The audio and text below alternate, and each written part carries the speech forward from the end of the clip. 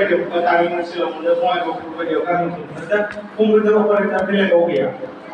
थ' बे सेक्रेटारियावल' दं खिन्थु बिगावसो मोनला दा बेयाव जोंबा थांनो बहुद माबा जादोंमोन ओमफ्राय उनाव थांबाय दा जों थांनानै गोजोनखौ मोजां मोनबाय दा गोजोननि प्रम'सन बायदि बेलेगाव प्रम'सन जाया मालाबा समाव नों जिखौ मोनदांना सानो बेखौ जायोबा नों एक्सेप्ट खालामना लानांगौ आरो उनाव मोजांबो जानांगौ खोमा थ' आरो नै दा आं सानोमोन बेयाव थांबा आं फरायनो मोननाय नङा दा बेयावसो बे फरायनो मोनदों बे मास्टारनि बायदिथ' र' माथो जानो मास्टाराबो मिथियाव थांबाय जेराव बेरायदोंमोन मास्टारनि बायदि रावबो हाया जेनेबा सानोबा जोबोद फरायनो मोना सानदोंमोन गोदोसो फरायनो मोना बारा खामानि गैया उनफोराव जानो हागौ आरो बे सानसे मालाबा समाव बेखौनो ना जिखौ मोनदों बेखौनो गोदोनानै लाखिनांगौ ओमफ्रायथ' आरो मा बुंबावगोन बेनोसै जेनेबा आं बे समाव थाबाय आंखौ नोंसोरनि उदालगुरिनि जालांबाय आंनि रावा नोंसोरनि थाङासै एसे उदालगुरि स्टाइल मा होनो एसेबां गिदिर जे बे नङालै आं मोजाङै नोंसोर मोजांखायनो आं बेसेबां गोरोबनांदों दखाने बाजारे जेरावबो दखाने बाजारे जेरावबो लोगो मोनबानो रायज्लायबावो थ' नोंसोर मोजांखायसो आंबो सानफ्रोमबो फैदों सानफ्रोमबो थादों थ' हामबायनो आरो बे नङा जे आं बे आं फरायसालिफोरावसो बेरायदों बे सोमोन्दोआ मोनसे थाबाय थागोन आरो नोंसोर नांगौबा आंबो फन खालाम फरायनायनि बिसयआव फरायनायनि बिसयआव बेसेबांबाबो कल खालामनो हागोन बाखियावथ' मिथिला खिन्थु फरायनायनि बिसय बे मा खालामनांगौ बेफोरखौ सोंहरनानै जों बहुद एक्सपिरियेन्स जाबाय आरो आंनि लोगोफोर दङ थारमाने आंनि बेसेबां लोगोफोर दङ बिसोरो बेलेग साख्रि नागिरा बिराद मोजां मोजां साख्रि बेंक मेनेजार दङ इन्जिनियार दङ जेसेबां गिदिर गिदिर साख्रि दङ थ' बेफोरावनो दंजोबो सिभिल सार्भिसनि बादै थ' जेसेबां हायो माबा मा होनो सोंहर आरो मोनसे खोथा एसे एडभान्स जानो नाङा ससाइटियाव जेनेबा दा ग्रेड 3 नि इन्टारभिउ जागोन दा नटिफिकेसन होबा एप्लाइ खालामनायनि उनाव फरायबाय थाया दानिफ्रायनो फरायनांगोन दा नै जोंनाव बेखौ बुङो जों पास जाबाय जों पास जानाय लोगो लोगो जोंखौ गामियाव लिंहरनानै दानो मा होनो गथ'फोरखौ फोरोंनांगौ एसे एडभान्स जानांगौ जों दा ग्रुपआव फोरोंनांगौ लेखा हरनांगौ बिदि गाइडेन्स होबाय थादों दा आरो दा नै अक्ट'बरनिफ्राय डाइरेक्ट अनलाइन फोरोंनांगौ गथ'फोरखौ गामिनिल' ग्रुप स' नोंसोर जेनेबा नोंसोरनि बे एरियायाव जेनेबा फरायनायनि माबायाव बारा बै इंलिस माबाखौबो स्कुलनियाव सोंहर जों गाइडेन्स होगोन जे बे नङा जे नोंसोर नाजानाय नोंसोरनि गामियाव बहुद एडभान्स बुंबाय नोंसोर खेलानि सायाव बहुद मिथियो खेलानि कर्स लाबाय बे मोनसे आं फरायनाय खेलानि सायाव दा फरायनायावबो बिदि लाबोयोबा साबसिन जागोन मिथिबाय फरायसा लोगोफोरखौ सोंहर आं एभरिटाइम रेडि आरो हेड सारखौ खामाय होनानै आङो आं फैनाय बोसोराव 2018 आं एग्जाम होनायाव आं मास मोनसेयानो गैयामोन थ' बेफोरबायदि मिउचुयेल जेनेबा बिराद हेफाजाब होदों जे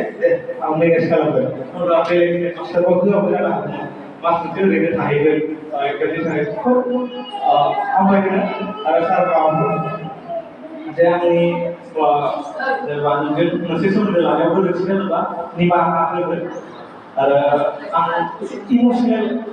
बोरैबा दोनथ'ना लायो आं बेनिखायनो बेफोरबायदि प्रग्रामखौ एसे बाद होयो आरो एसेबां हायो ना थ' गोसोआव दुखु दंब्लाबो आङो कन्ट्रल खालामदों आरो बेनोसै आङो फैगोन आरो नोंसोरो हेल्प नांगौ बेफोर हायो नाजागोन आरो बेनोसै बिमा बिफाया सासे एक घन्टा हराव 1 घन्टा फुङाव 1 घन्टा मालाबाबो जाया टिचारा जेसेबां मोजांबाबो लाब जाया टिचार स्टुडेन्ट आरो ससाइटियाव बिमा बिफाया गोग्लैयो जों जेसेबां नों DLED ट्रेनिं लायो BEd ट्रेनिं लायो जेसेबां सोलोंथाइनि ट्रेनिं लायो मेनानो बेनिफ्राय थाङो बेखौ होग्रोनासो बेलेगखौ फैयो ट्रेनिङाथ' बेखौ गोसोआव लादो बिमा बिफाफोरा रल आरो हायाखैबाबो हायाखै होननानै गारना दोननाङा मिथिबाय हायाखै होननानै गारना दोननाङा मानो होनबा खायसे गथ'नो टाइम लायो खायसे गथ'नो टाइम लायो आरो आं जि नुबाय बे गथ'फोरा जेनेबा बै सुजुग सुबिदाखौ मोनबा बहुद जाबावगौमोन थारमाने आं जेनेबा एथ' हाथारियानो सासे सानैल'सो नुदों सासे सानैल'सो नुदों खिन्थु जोंनि समाव आं जों नुबोनाया बहुत गारा इंलिस मिडियाम खायसे पास जागोन इंलिस मिडियाम खायसे पास जागोन जोङो क्लास 9आव आंहा मेथ्सआव लेटार मोनैनि थाखाय आंनि लोगोफोरनि थाखाय जादों दा हाथारा बिसोरो ओरैबायदि सुजुग सुबिदा मोनदों मास्टारा बिराद मोजां आं दहाय बुंनाया थेवबो हायामोन आरो बिसोरो नाजाबाबो मा होनो जोंनियाव बे गथ' आं मोनफेराखै सासे सानैल' बेखौ मा होनो फोरोंनाय समाव हायो ओमफ्राय मा होनो लिरोबा बावो बिदिया मोनसे माबा दङ मा होनो बोरै फरायनांगौ बे गथ'खौ रिक्रिएसन खालामो खायसे गथ'आ मोजाङै फरायबाय थायो जायफोरा बे लिरखांनानै बावबाय बेखौ लिरबायानो थानांगौ मिथिबाय आरो बिमा बिफाया बेखौ गोसोआव जे लिरबा फरायबा लिरनोबो मिथिबाय कुइसन एन्सारखौ नङा दे कुइसन एन्सारखौ लिरोबाथ' साबसिन बे खोथायाव बेनो फैनाय मोनसे माइना मा दङ जोंनि माइनाव मगज दङ दा ने मगजजोंसो सानदेरनो हायो खिन्थु बे नङा नों लिरबाय थायोबा नोङो खर'आव बावोबा आखायानो थाङो नों लिरबाय थायोबा नोङो नै जों बल खेला नायना नाया खर'आव नों बिनिफ्रायसो रिसिनो रोङो नङा होमबा बिदिनो नों बल जोलाय हाया जों मानो हाया जोंहा जोंनि मास्टार माइन्ड जाया जों प्रेक्टिसानो गैया आथिङानो थांखायो गेलेग्राफ्रा प्रेक्टिस दङ ना दा खिन्थु जोङो बहुत टेलिभिसन रोङो खिन्थु जों जोबा खोमा जोंहा मास्टार मेम'रिया डेभेलप जायाखै नों आथिंनि मेम'रिया डेभेलप जायाखै बिदिनो नों फरायनाय लोगो लोगो सिगांहाय लिरनो सोलों नोङो मा होनो बावगारबाबो बे लिरबा गोसोआव फैयो बे आरो बेनिखायनो बै उन्दैयाव आं फराय लिर होनो दानि जुगाव फरायल' होनो फराय गोरोन्थि जायो जोंनि समाव बिराद मोजां फोरोंदों बे मास्टारा टिचार फरायनाय जे फरायना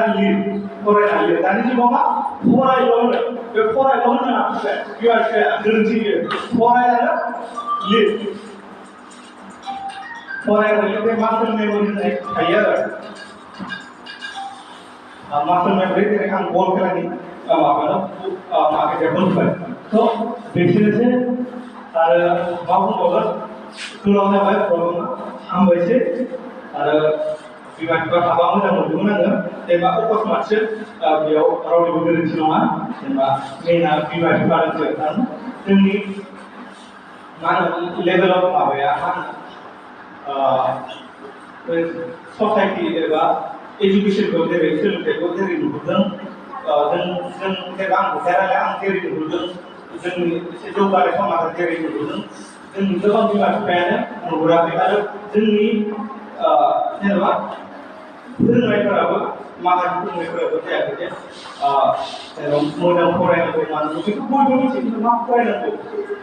मा फरायबा मा जायो बेखौ बहुदानो मिथिया बेनो दा जोंनि गेजेराव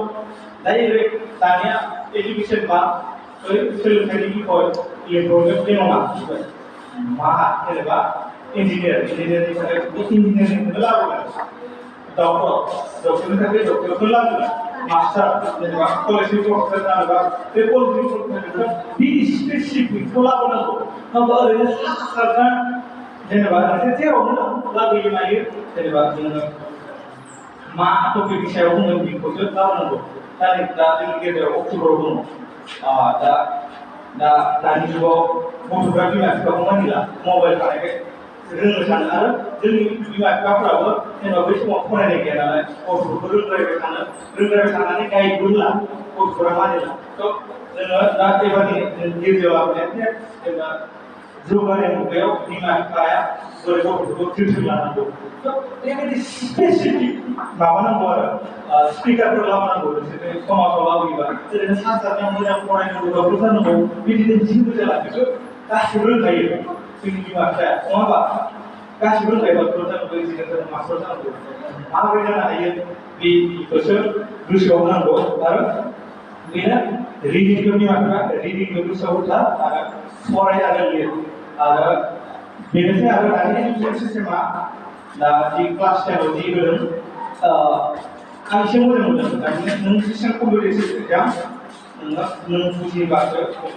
हायो दानि मेट्रिकआ बिदिनो मोजां मोजां माबायाव लांबाय कम्पिटिटिभ एग्जामाव बिदिसो गासैबो नोङो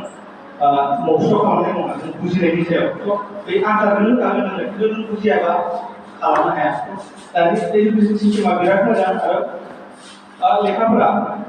आरो सरकारि स्कुलफोराबो मोजां जालांसिगोन मानो होनबा बिथां मास्टारफ्राबो खुद माबानिफ्राय एबा मेरिट कम्पिटिसननिफ्राय हाबो नालाय सिस्टेमा मोजां जालांसिगोन खिन्थु बेल' मास्टारफोरखौ बिराद प्रेसार होदों दा बेनोबो बे सिस्टेमा जाहैगोन जायहा मास्टारफोरखौ खेरानि बायदि खालामो फोरोंनोबो सम आरो ना नङा होमबा हेडमास्टारफोराबो ओरैबायदि खस्थ' जे दानो बे साननैसो माबा एटेन्डेन्स आरो एटेन्डेन्स गैयाबा मा बिहरबावगोन नङा होमबा थेवबो दा सिस्टेमा मोजां जालांगासिनो आरो मास्टर मोनगोन एबार जि मास्टर मोनगोन बेखौ रेगुलारसो जागोन लेखा एबार नन रेगुलारसो थाला कन्ट्रेक्टनि बिटिसिआव जिखुनु एपइन्टमेन्ट जाबा मा होनो रेगुलारानो जागोन ओमफ्राय जोंनि स्कुलावबो एसे गासै नोंसोरो बुंनो हायोबा हरगोन आरो एसेनोसै आरो फरायनायनि अनगा जेनेबा सोरबाफोर सोरबा गोरावै माबा रावै बुंफ्लाङोबा आंखौ निमाहा होबानो जाबाय फरायनायनि बा आं जेबो माबा मोना गाज्रि मोनबाबो जेबो मोना मानो होनबा आंनि डिउटि आं स्टुडेन्टखौ रायज्लायबाय थानाय बिमाखौ बुंनांगौ बिदि जायाखै होननाया आंनि दायित्वखा बाखि फरायनायनि अनगाबा जेबो माबाफोर गोरोन्थि मोनबा निमाहा होदों दिनै बिदायबाबो आङो जेनेबा नोंसिनि बिदायखौ आजावबाय नङाबो बे नङा जे नों सोमोन्दोआव थाबाय हामबायसै